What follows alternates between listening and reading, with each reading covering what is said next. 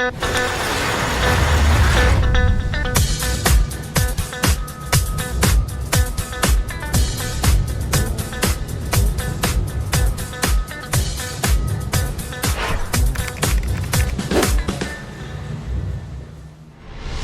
listeners and viewers, welcome to Compliance in Motion, the podcast where we put workplace safety and compliance into action, one shift at a time. I'm your host, Tony Diacenis, and I'm joined today by a very special guest, Desirée Nero. Welcome, Desirée. Thank you, Tony. Yeah, I was really impressed with your background, folks. Desirée is a compliance and safety trainer who specializes in a variety of things, but one of the things that she really takes a closer look at is leadership and the context of safety and compliance, and looking at sexual harassment prevention, workplace harassment, and trauma-informed leadership. She's worked with everyone from law enforcement officers and firefighters to corporate teams, and she's known for her direct adaptable training style. So everybody give a big warm welcome to Desirée. Desirée, let's get started first of all. Talk to me a little bit about what your journey was and what attracted you to get into this area of specialization. Well, I worked in state government for 20 years. I retired almost 6 years ago, and I started out doing training kind of as a part of many things that I do. But probably about 7 or 8 years into it, no, actually 5 years into it, I got specifically more heavily involved in the training area. And so that really is where I found my passion and purpose, I believe. I was again in state government here in Florida for many years, and I'd worked my way into the HR area because training tends to fall under human resources. And I was fortunately under a cabinet agency, which meant that our culture didn't necessarily change as much as all of state government's culture did, depending upon whether or not training was a priority.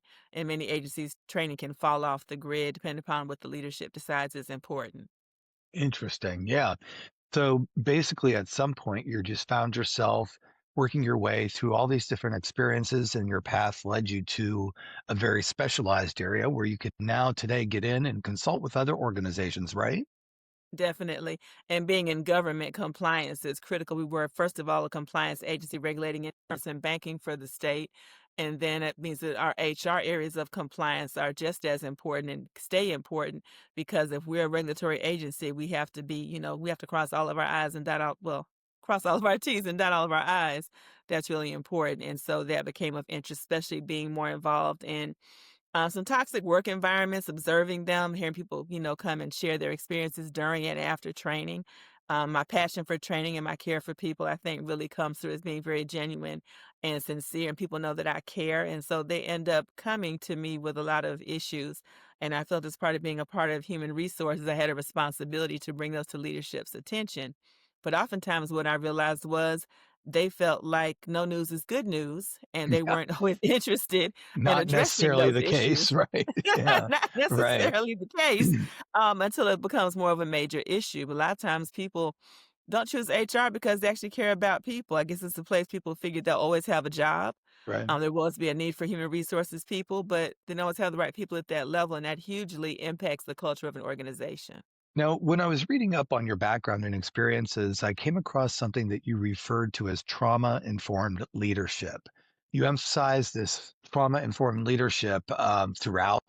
What does that really mean to you in practice and for an organization? What I've learned over my years working period, not just in state government, but in even more so recently, because I do work for myself and I consult now, and I meet even more people rather than the same people all the time that I saw when I was in government, is that, people have unresolved childhood trauma, adult trauma, and people bring themselves to work every day, their Mm, whole self, their whole authentic self. A lot of times childhood trauma, and other trauma throughout your experiences, as you're evolving into who you are, they shape who you are and who you're not, despite who you could actually be. And so sometimes you have somebody who's actually the opposite. They're an overachiever because of childhood trauma. They want to go that much harder. They're trying to prove that they deserve to be there. They're always trying to prove themselves, earn their spot, always looking for probably love and attention from their supervisor or manager, wanting those accolades that they didn't, receive in other aspects of their life. And so you have people who come to work unhappy and manage to, bullies have to work too. So guess what? Bullies on the playground get jobs Yeah, and they right. come to work with who? You. Yeah, right. Yeah, right. No, So I one thing I've also discovered is that bad managers tend to hire more bad managers. They hire people who adapt to their personal philosophies and value or lack of their lack of value systems, and they tend to perpetuate the same type of culture. And so when you have that type of environment, people who are already traumatized continue to be traumatized at work. There are folks who wake up just mad in the morning and can't wait to go to work and come pee in your coffee, figuratively, not literally. no, I know what you mean, but serious but this is the truth. This is, it's all part of understanding when you're part of an organization, whether it's a private organization or a government organization, the situation is the same. It You're is. going to have you really need to have leadership who are trauma informed, and then really start to embrace and understand how they can navigate and manage. So, how can leaders start fostering a psychologically safe environment? If they've never really been trained in these principles, what are like tips that you give people to point them in the right direction? Well, one of the things that I believe in is, for one, the open door policy. I think that's a little weak. That's a little played out. You should get out of your office and go out to your people and connect with your people. You should talk to everyone from the front line to the people that are at your peer level and above you. The relationships have to be built and trust has to be built, which all takes time. When people know that you care, they're willing to work harder for you. People that know you don't care about them, you get the bare minimum for those people who know you don't really care. All you worry about is the bottom line. You don't care if their kids are sick, if they have an aging loved one who's having health issues and they're a caregiver for that person. If you don't get to really know your people and you don't care about them, they don't really care about you. There's another adage that I really do not like. Is people respect the title. No, you don't. You tolerate a title. Mm, 'Cause that title stands between you and your next paycheck. So it's not respect for the title or if you can't respect the person, you can't respect the title. I believe that fully. I have to like something about you to say I respect anything about you. I cannot completely just, "Oh my god, I hate to see you coming." The not My stomach get tighter every morning as I drive closer to work, knowing I have to face you and deal with you and say that I respect the title because I don't. I'm just tolerating you, and that's it. And you don't get the best people who are tolerating you. They don't give you mm. their best. They hope you don't talk to them. Can I get the day you don't even look at me? You know? Yeah, yeah. Interesting. So, I mean, I think really, listeners in calling out this like open door policy, I think that's a very interesting dynamic because one, somebody has to have courage to go into your office. And if you Definitely. have a reputation of not being the best manager, not many people are going to walk into your office to talk to you about something.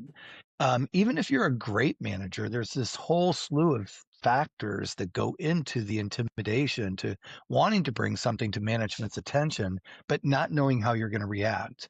Whereas if the Mhm. manager or leadership gets up out of their chair and goes wandering around listening and observing Mhm. behaviors and different ways people work together, they start to really, hopefully, recognize what's going on amongst their own team and can cultivate that sense of being proactive.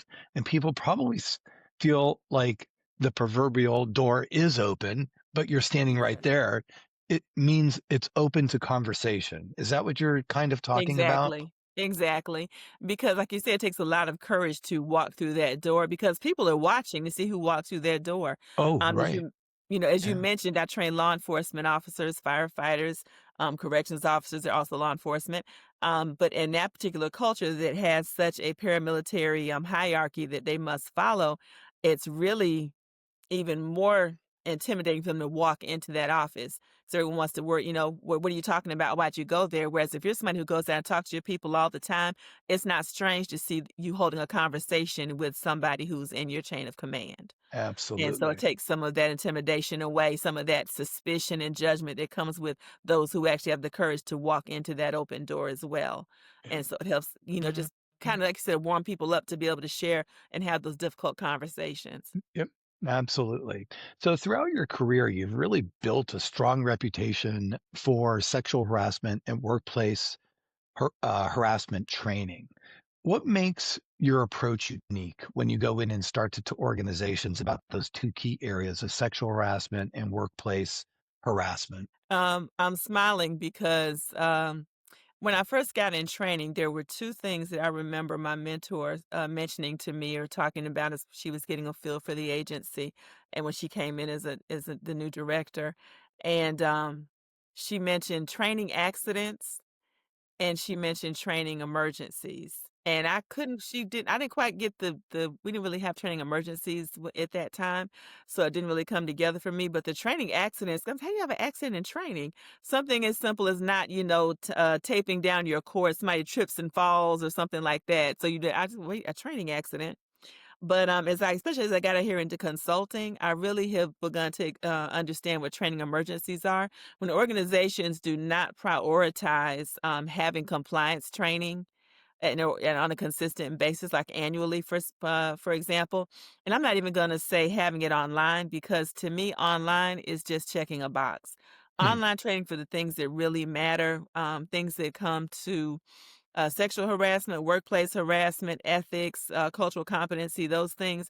When you do online training for that only a year after year after year, you're just checking a box to protect the organization. You're not protecting your people.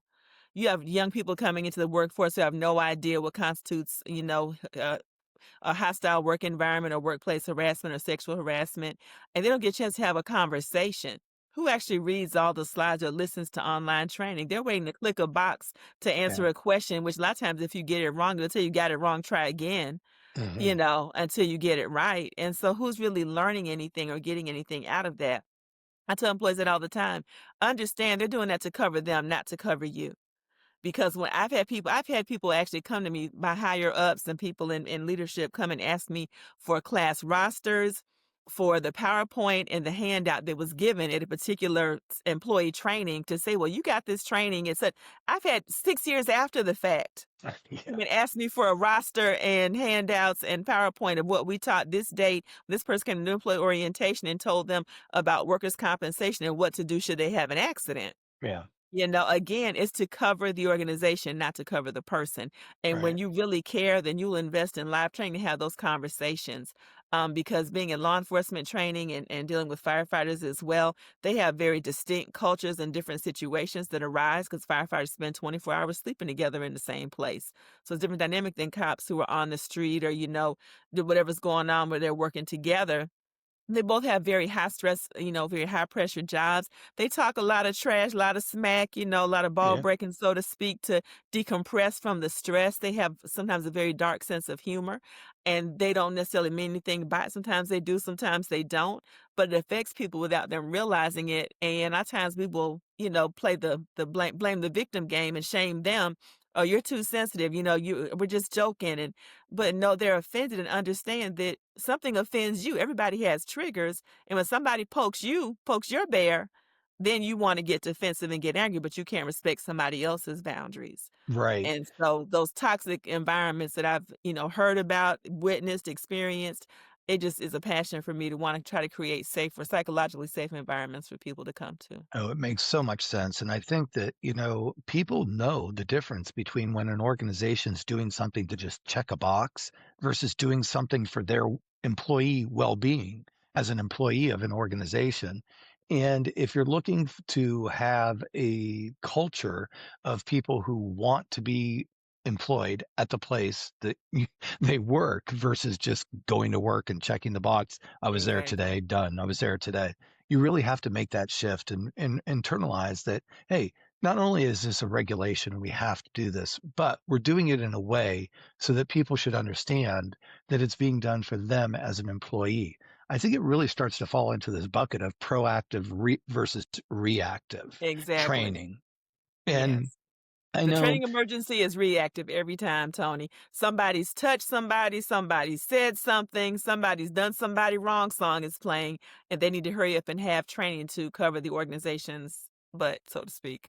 Right. So that is definitely very reactive training. When you're Mhm. talking to people about setting Uh-huh. up Mhm. proactive training, what's your advice to these leaders and, in getting them to shift from this reactive to proactive approach? Well, for one, I would say if you do the research on organizations that invest in their employees' development, there's an obvious difference in the impact on the bottom line. You get a much higher return on your investment of your workforce when you when you invest in their development, when you invest in building a safe culture, when you show that you care from the top to the bottom and the bottom to the top. It makes a huge difference. And I mean, 2 plus 2 is 4, it's not 22. I mean, there's so many examples out there of companies who are trying to do it right every single day and get it right.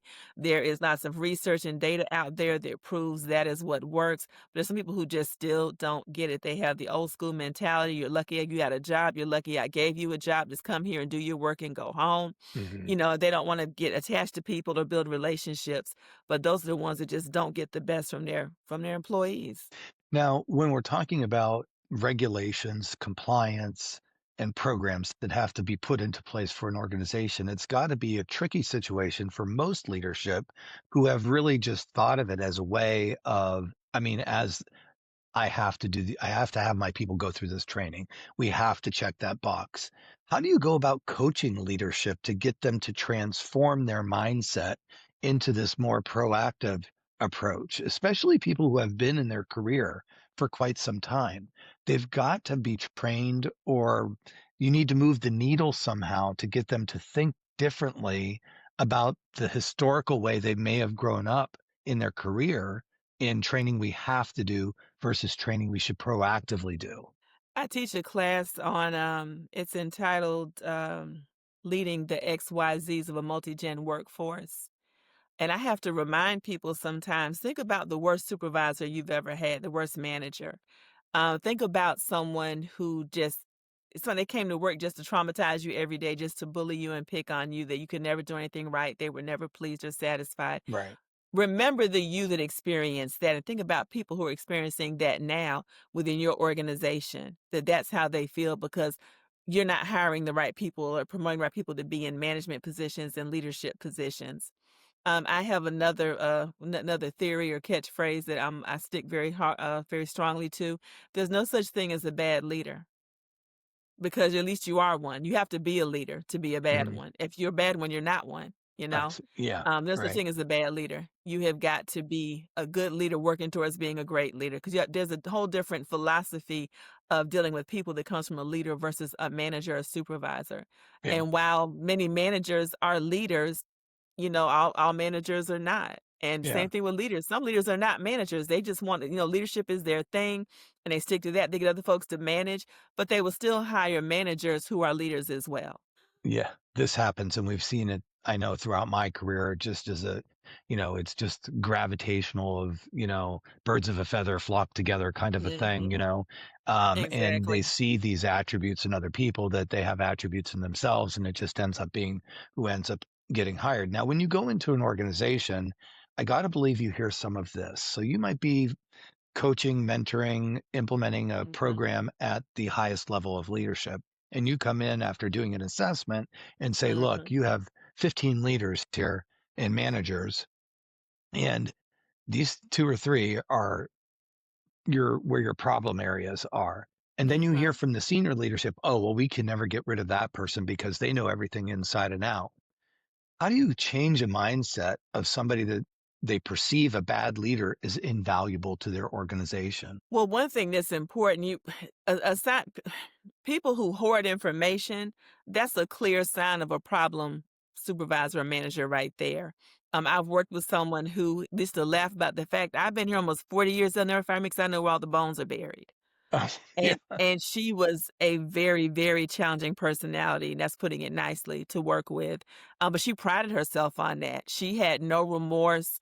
She's still working, and I left there 10 years ago, and Yeah. she's still there, and she was at about 30 something years then. But she really not she really got off on just making people miserable and treating people poorly, and she thought it was funny, and she was allowed to get away with it for so long.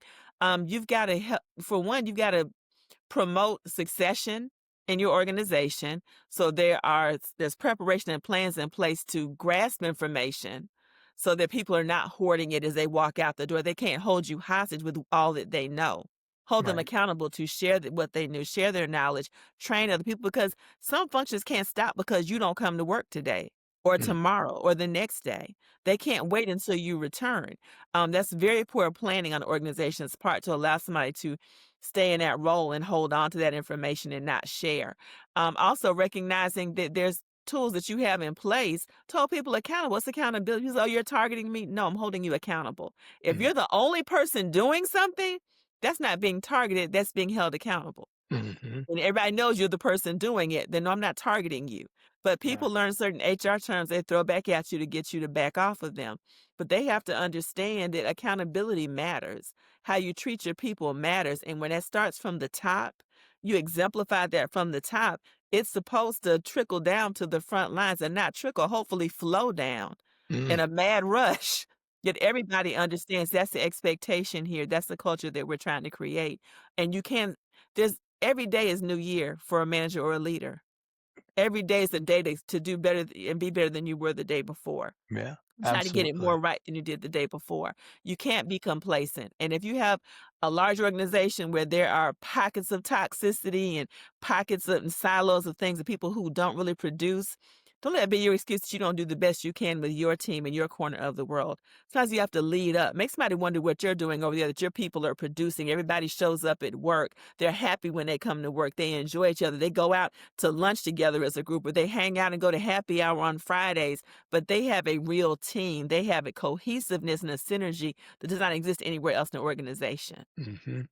Interesting, and I tell you what, I'm really enjoying the way that you're framing things in during our discussion for us today, and the connecting the dots, and the way you're describing this way versus that way. So, thank you so much for bringing all those little analogies into the scenarios that you're talking about. I think it's great for our listeners because it really helps us to frame in the challenges and the problem and kind of see like your little example there of leadership messages trickling down through. No, they should flow down through the organization. Yeah, so if you're looking at your organization, you're thinking about how leadership, culture, behavior, and that permeates throughout your organization. It probably is safe to say, like, make an observation. How long does it take for the organization to really embrace something that leadership has put out there? Is it something that people know about right away? Is it something that takes people forever to learn about? And then once they even hear about it, the challenges of getting people to adapt to the change or the process that leadership is getting out there. So I would imagine you're also talking about realizing challenges people face in the areas that we've been talking about, but then also talking about how you might manage your process differently.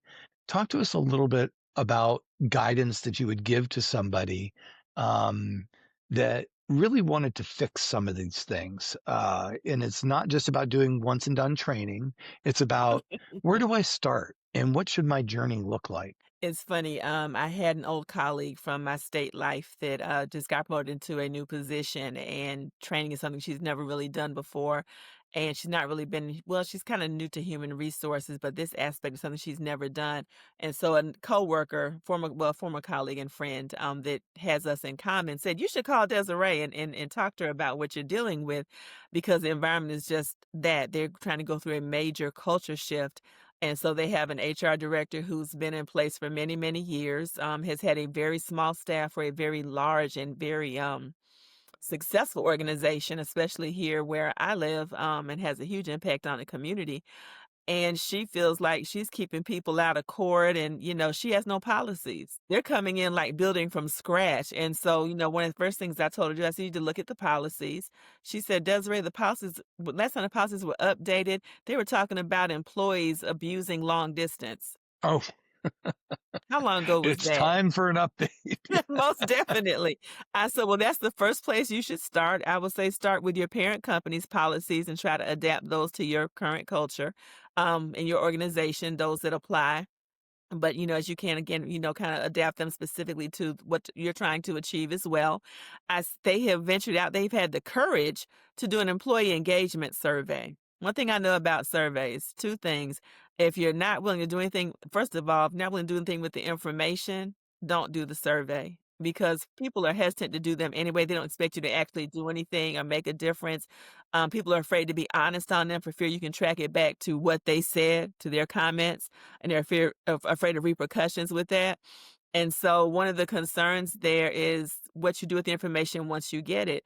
Don't do it before you're ready to take action. Make sure you're ready to be honest with yourself and hear the hard things that they're going to get back. For those who do have the courage, who are absolutely fed up and will tell you exactly what the heck they think and feel and don't care if you track it back to who they are because they are fed up. Hmm. And once you get the information, I told her, I said, first thing she, mentioned some things that she wanted to do. And she's talking about 4 or 5 months out. I said, no, you got to hit the low hanging fruit. Where can you start making change immediately so that they see as new people coming in, you are not just serious, but you are authentic and genuine about making a difference. They have Right. to see a change to believe more change will come, or else they're going to, by January, they're going to give up on you. By Right. January, when you wanna start doing your lunch and learns and things like that, they're gonna say by then they have already lost you've lost their interest, you've lost any Hmm. faith or hope that they built up from doing this survey. You guys are looking at what can you do immediately to show that you're serious. Hit that low-hanging fruit as quickly as you can. Things as simple as, updating the employee manual, implementing some policies that hold managers, not just employees, accountable, putting some things in place, but not just in where we're coming in with the hammer, but showing that again that you have employee friendly policies that protect everybody from anybody who's not doing the right thing, who's not falling in line with the culture you're trying to shift to, so that you Hmm. can put them on notice. Because one thing about people who are toxic, when people stop entertaining their toxicity as a culture, as you hire better people, they will leave. You won't have to fire them because when nobody's indulging them, engaging them anymore, they don't want to talk to. They have to actually do some work now. They Right. will find somewhere else to go. You Yeah. don't have to Right. even fire them. Make people uncomfortable enough and they will go on their own. And Yeah. when people start shifting to a more positive culture, people don't entertain the gossip and the foolishness. When you have transparency from the top down, so they don't have to make things up because you're telling them what's actually going on. Things like that help alleviate a lot of the foolishness that goes on and people can get to the good stuff. People find purpose in their work. They know where they fit in. They know that they matter to the organization. They're not just another number. They're not just what they produce. They're not just a work product. That when you find your purpose and your passion and you begin to care about what you do and love what you do, you bring a whole different energy to the job and it has a Yeah. direct impact on the bottom line. Yeah. And people will see it if they just give it a shot. But it's going to take at least 6 months to a year to see any type of change in the culture. Yeah. Even how you hire has to change. There It, has to be accountability in the hiring process, the questions that you ask people, no more of the same dead end. Where do you see yourself in 5 years? What's your strength? What's your weakness? You got to get to the character of a person, the core of the people that you're adding to your team to make sure that they have the types of morals and values that you want to be a part of your organization.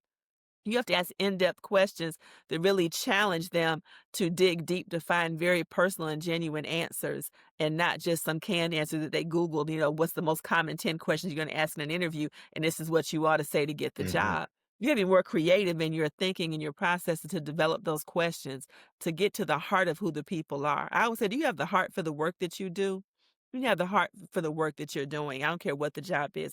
I don't care if you're flipping burgers and shaking fries and dropping If fries. I'm that's your sorry, thing. making milk and Yeah. dropping fries. Right. You're feeding somebody's family, Yeah. Those Happy Absolutely. Meals are child memories people carry forever. Yeah. Whatever it is you do, take pride in it. And I think also too, as a leadership position and recognizing where you might have people that don't exhibit the right um, attitude, that they love what they're doing, but they might be a great person and you have a really good connection with them, but they just feel like they're going through the motion of their work. Maybe it's the right person, but in the wrong Wrong job in job. your company. And Exactly. as somebody who's been a business owner, business leader, mentor, and all that kind of stuff, is if you find a really good person that's dedicated, loyal, communicating, is friends with people at work, but they seem kind of miserable day to day, you've Yeah. probably got somebody doing the wrong task. Mhm. Sit down and talk to them and see where else they can go. And maybe Exactly. that short, snippy snap attitude will diminish and go away because they're doing something that they see is more fun. And then I always tell people, like, especially when you find a good team player, find out what they like to do and what they're motivated to do because Mhm. every job in that company needs to be filled. there is somebody out there that loves sitting in a cubicle all day and working numbers. And not That talking to is anyone. and that's their thing, and Yeah, companies need that. All but you're not gonna put your best salesman in a cubicle and say, "Work on the numbers exactly. all day." They're gonna quit and move on, and their attitude is gonna permeate throughout the organization. They might Mhm. like where they're working, but they don't like the job. So before we wrap up today, I want to circle back to the trauma-informed leadership, and Okay. I want you to think about it because this is such a true uh, and a real problem in many organizations out there. And if our listeners today are sitting there going, "Yep, that's my organization," I just don't know where to start.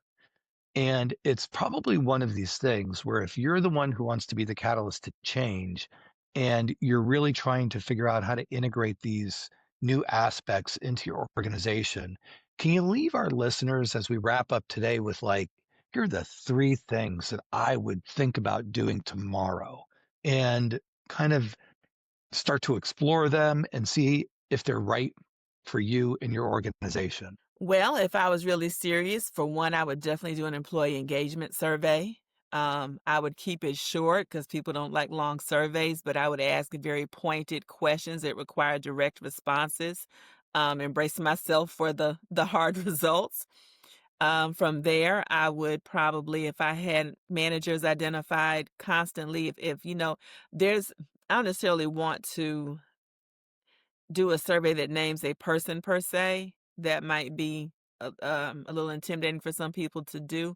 But looking at overall productivity, looking at turnover and teams, your human resources team is critical to any type of culture shift that you want to create in your organization. If you don't have a formal HR team, if you have an HR person even, you need to have a very strong relationship with them, communicate to them the changes that you want to have in your organization because that's the catalyst for those changes. Because again, hiring is a huge part of that. The way you're doing your hiring and recruitment is a huge part of shifting that culture. Looking at your policies, looking at the types of employee relations complaints that you might be getting or complaints from employees in general, if there's any patterns and practices of behavior that appear to be toxic or impacting productivity. Anytime there's high turnover in a space or a place where people have major attendance issues, that's a silo of trouble that you need to give some extra attention to. So identifying those areas. Um, Trying to, again, once you establish what your priorities are, the values that you want to emphasize in your organization, the mission that you want to embrace, understanding that your leaders have to online first and foremost with you to accept that and to be willing to take the marching orders and carry the message out to the troops, so to speak, and that they have to walk their talk. It's not just rhetoric, but they have to actually make some shifts and changes. And give them what those expectations are first and foremost. And if they're not adapting, they're not implementing, then that's one of your first problems you have to address and deal with. So those are probably the first two or three things I would say focus on and trying to shift the culture. I think those are great indicators because I think earlier on in the conversation you made the comment of no news is good news. Well, the reality of it is you might be in an organization where you can kind of sense what's going on and but there's no news about it. So you think, oh well, we still might be okay. But if your gut and your observations are telling you another thing, it's time to start looking back at some of your policies, some of your leadership, and seeing when was the last time all of this was looked at and how might it need to be changed and redirected to align better for what today's organization, today's culture of your company needs to look like. I would also probably look at how your decision making is done in your organization. So often I've seen organizations that stop at mid-level management to make decisions, expecting them to have the pulse of the people, so to speak. And oftentimes they're not really in touch again with that open door policy kind of thing. Just making sure that everybody has a voice is critically important. Making major decisions, you need to have somebody at the table who's impacted by that decision, because you can be up here in the castle and you got down to the first level of the castle and, well, they say everything is good and we're not worried about the Yeah. dungeon. But, you know, of course they're going to say that. That's what they're going to tell you because they want you to think that they're doing a good job, but there's a problem that maybe they're not doing a good job and they're the problem. Yeah. So they don't necessarily share as openly as they should. But when you get down to the front line, people impacted by decisions that you make, you have a better end result in your decision-making process. Because I've seen too many times in state government where people have spent a year, had IT work on a new system for a whole year, and, the year is up, and they come with this new software platform to introduce to the employees, and heaven's supposed to open, and the angels sing, "Ah!" And this is gonna make everything so much better, and people are on the front line who have to deal with this tool are like, Like, "Who what? told you that's what we Yeah, need? right. This does this, and that. We need that, Yeah. that, and this." Because you didn't have the right people at the table when you made that decision and that investment and time and resources to create that. Yeah, So looking at your absolutely. decision-making process and who has a seat at the table matters too. Yeah, absolutely. Great takeaways for our audience today, Desiree. Thank you so much for sharing your Thank you. expertise and your perspective with us throughout the entire podcast. I really want to thank you a lot. I think that you're really helping some people out there today who are finding themselves in these very difficult situations with some very practical ideas and next steps and some things that they can take a look at. And obviously, your in depth of experience in this particular area has just shined through. So, listeners, if you're out there and you're looking for some expertise and coaching and mentoring as to where to start this process in your organization, give Desiree a ring. And also, of course, if you found today's episode helpful, we'd love it if you would forward it on to a friend, share it with them, subscribe, like, and leave us a review. Thank you all so much for listening. This has been Compliance in Motion. Tony DeSantis, your host. Thank you, Tony.